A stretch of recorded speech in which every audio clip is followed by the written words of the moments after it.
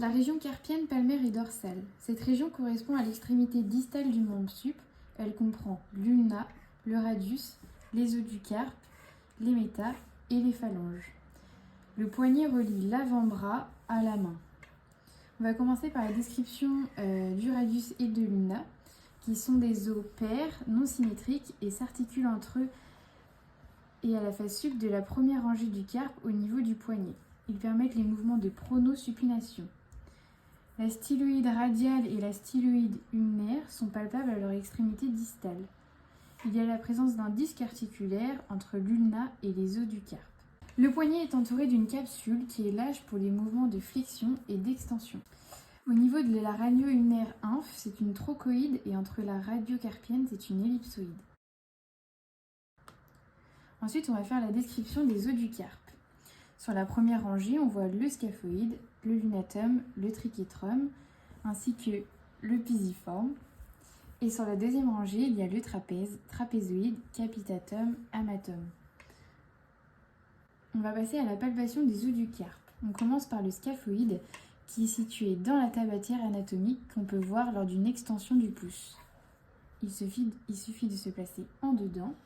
Cette tabatière anatomique est délimitée médialement par le long extenseur du pouce et latéralement par le court extenseur du pouce et l'ABD du 1. Le long ABD du 1, le court et le long extenseur du 1 s'étendent à la face poste du radius et de l'ulna jusqu'aux phalanges du pouce et le long ABD du 1 jusqu'à M1. Le lunatum est visible lors d'une flexion de poignet. C'est le relief osseux en regard du troisième méta. Le trichétrum se situe sous la styloïde ulnaire. Pour trouver son bord lat, on a juste à longer la styloïde ulnaire et il s'articule au pisiforme à la face palmaire.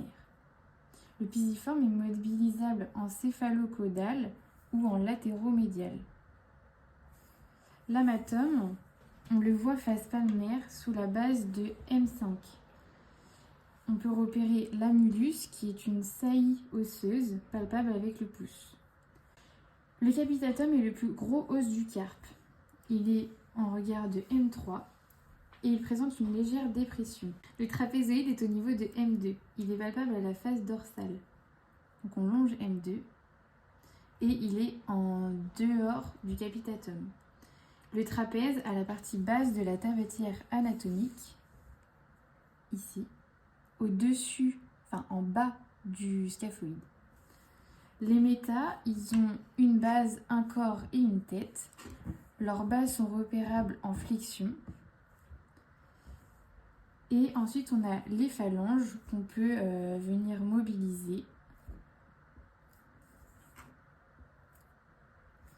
Ensuite, on peut venir également mobiliser chaque os du carpe entre eux, en fixant un et en mobilisant l'autre. Nous allons maintenant vous présenter les muscles de la loge ténar et hypoténar, puis de l'avant-bras qui se termine sur la main. Tout d'abord, dans la loge hypoténar, de dedans en dehors, on peut trouver l'ABD du 5, l'opposant du 5 et le court fléchisseur du 5.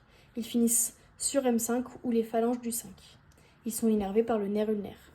Au niveau de la loge ténar, de dehors en dedans, on trouve l'opposant du pouce, le court ABD du pouce, le court fléchisseur du pouce et l'ADD du pouce. Ils sont tous innervés par le nerf médian.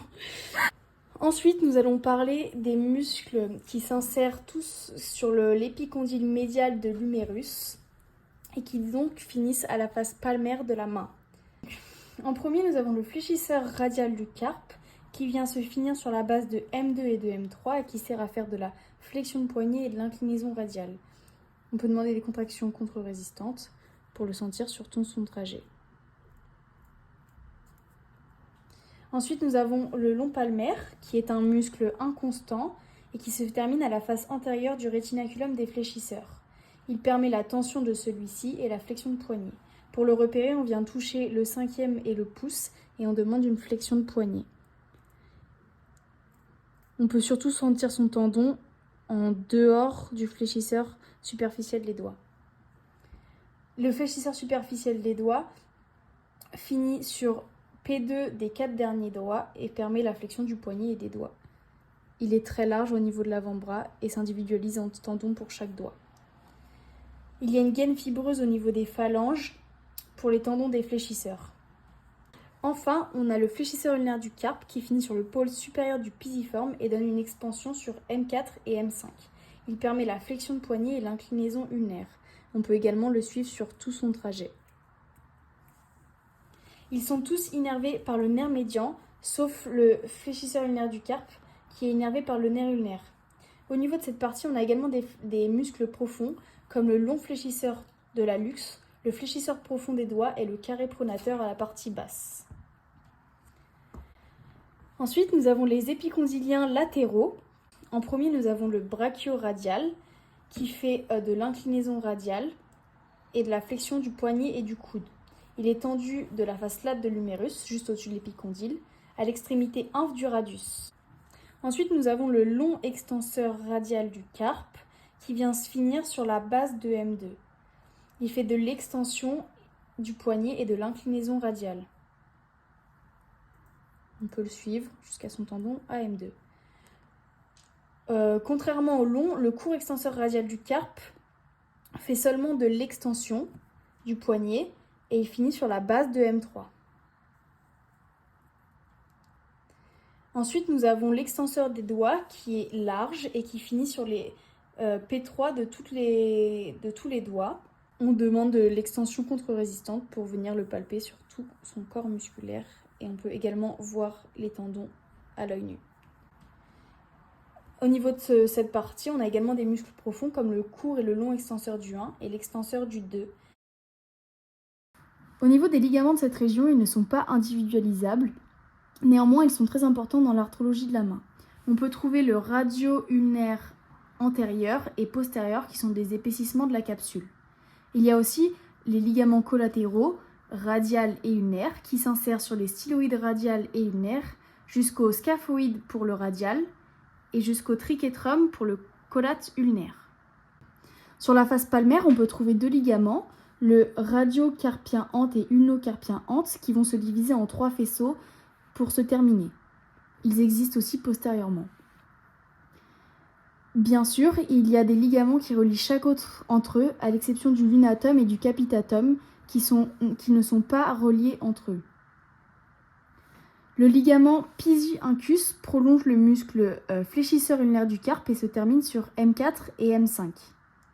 Au niveau des phalanges, il y a 2 ligaments collatéraux par articulation. Le radius et l'ulna sont aussi liés entre eux par la membrane interosseuse qui a des fibres superficielles et profondes. Les fibres profondes s'orientent en bas et en dehors et les fibres superficielles en bas et en dedans. Maintenant, nous allons passer à la description des nerfs. Il y a le nerf radial, le nerf médian et le nerf ulnaire, qui sont des branches du plexus brachial et qui sont des nerfs mixtes. Le nerf ulnaire prend sa racine à C8-T1. Il innerve la partie médiale de l'avant-bras jusqu'à M5 et M4. Il est palpable au-dessus du pisiforme.